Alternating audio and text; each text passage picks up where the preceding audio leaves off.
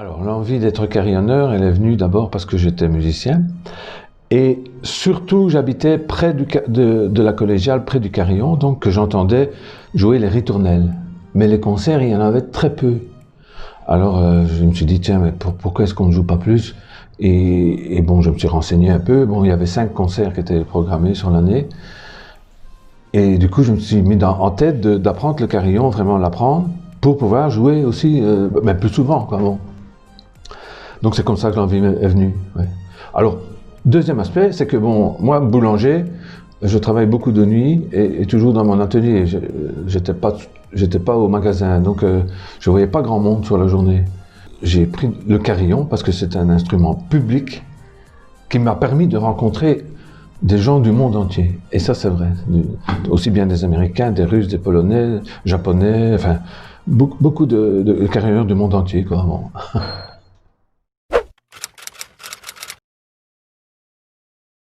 Alors, réellement, je pratique depuis 1997, donc ça fait 23 ans. Mais mon premier contact avec le carillon, c'était grâce à l'ancien carillonneur Gérard Sauvage, qui est maintenant décédé, et qui m'a conduit une fois ici pour me montrer et m'expliquer le carillon et essayer pour... bon, probablement, il avait-il une idée derrière la tête, parce qu'il savait que j'étais pianiste, enfin, étudiant pianiste, enfin, quand je dis étudiant, élève pianiste, et donc il avait peut-être une idée derrière la tête. Mais ça, il me l'a jamais dit.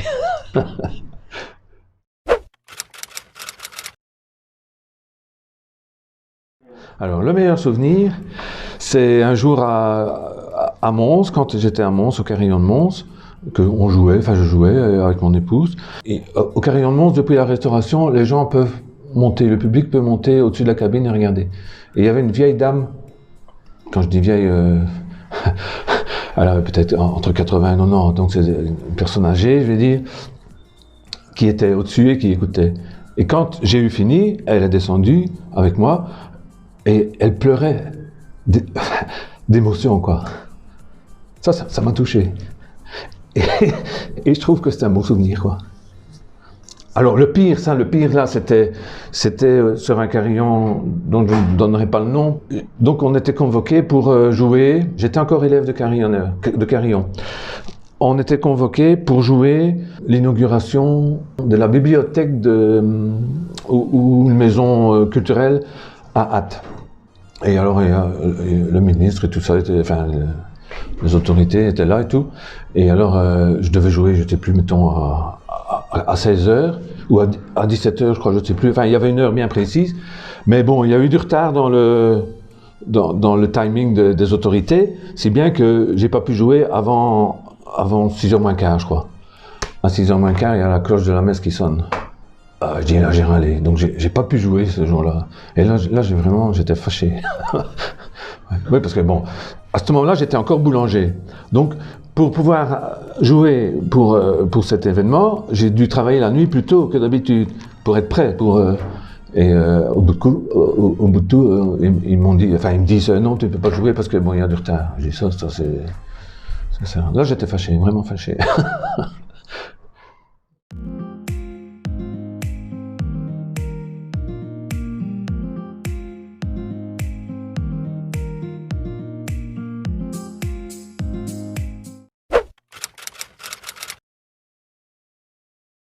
Alors à Soigny, il y a un carillon depuis 1659, le milieu du XVIIe siècle.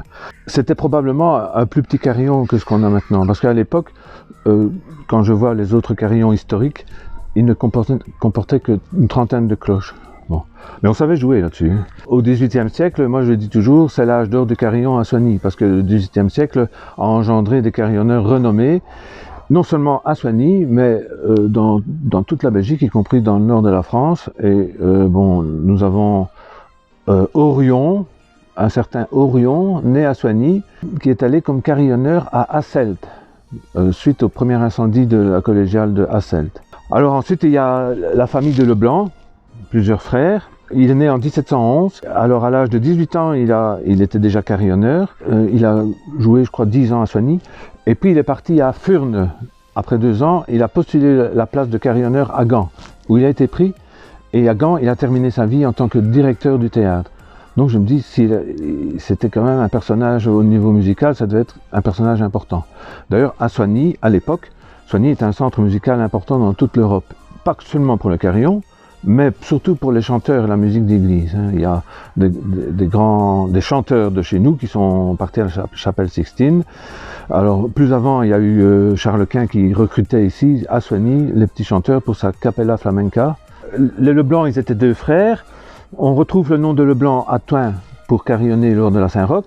On retrouve le nom de Leblanc à Guilanguien, qu'il a travaillé sur le carillon ou les cloches de l'abbaye de Guilanguien, aujourd'hui disparu. Ensuite, on retrouve le nom de Leblanc aussi dans la construction du carillon d'Anguien. C'est lui qui a ajusté les cloches. Alors, ajuster, il faut peut-être comprendre, accorder. Et ensuite, on retrouve aussi le nom de Leblanc à Dunkerque. C'était un personnage important, je crois. Après les Leblanc, il y a eu, en 1785, je crois, ou dans ces eaux-là, il y a eu les Binon, une famille aussi de musiciens. Charles Binon a été le dernier carillonneur de l'Ancien Régime. Alors ensuite, à la Révolution, le carillon a été enlevé par les révolutionnaires et on perd la trace des cloches à Valenciennes parce que Valenciennes était le centre de regroupement des cloches pour notre région. Ouais. Et on a eu un carillon, celui-ci, seulement en 1964 et le premier carillonneur de ce carillon, c'était Gérard Sauvage qui était aussi conservateur de la collégiale et organiste aussi à la collégiale.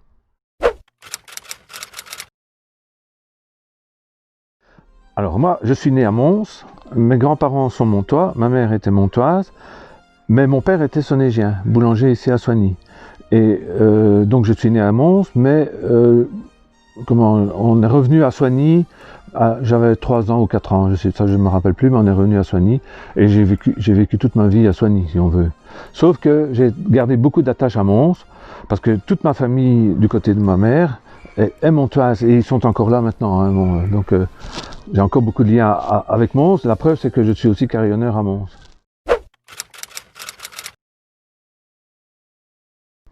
Le carillon m'a ouvert des fenêtres sur le monde entier. Parce que, en tant que boulanger, mon métier, c'était de fabriquer évidemment du pain et de tous les produits, mais il faut savoir que le boulanger travaille beaucoup la nuit, dans un atelier souvent poussiéreux, chaud, poussiéreux. J'ai besoin d'air. Et donc, à ce niveau-là, ça a vraiment changé ma vie. Parce que bon, j'ai commencé, entre guillemets, à voyager un peu partout. D'abord en Belgique, en Flandre aussi, parce que en Flandre, ils sont quand même spécialistes des carillons. Hein. Et puis en France, en Espagne aussi, on est allé. En Irlande, on est allé jouer aussi. Enfin, en Suisse aussi. Ça m'a ouvert beaucoup de portes. Souvent, j'invitais des étrangers, que ce soit américains, russes, polonais, japonais aussi, un japonais qui est une fois venu. Donc, on a eu des contacts avec le monde entier grâce au carillon, entre guillemets.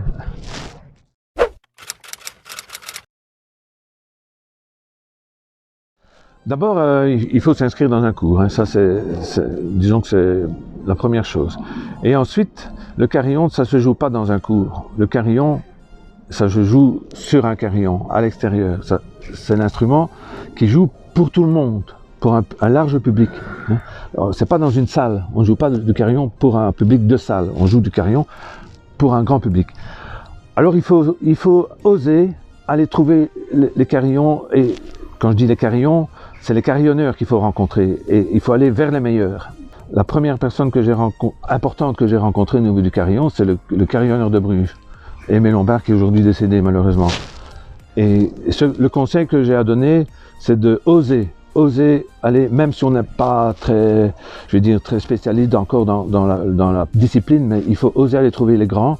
Et quand il y a un écriteau sur une porte de tour marqué entrée interdite, c'est là qu'il y a quelque chose d'intéressant. C'est un conseil qu'il faut prendre avec des pincettes.